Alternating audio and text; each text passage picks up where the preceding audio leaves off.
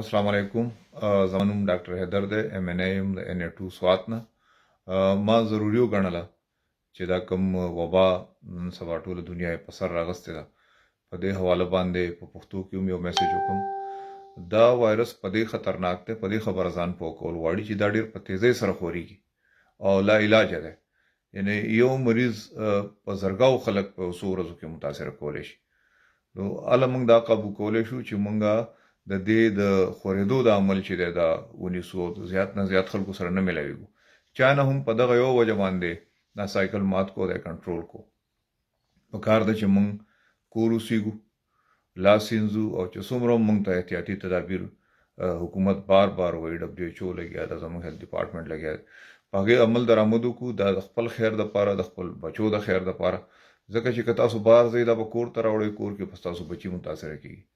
نو بالکل چې کور اوسېږئ او لاسونه بار بار وینځئ، چا سره میلاویږئ نه، لاس نه میلاوئ، نو انشاءالله تعالی الله به خیر کړي، دا به قابو کړی شي. ډېره مننه.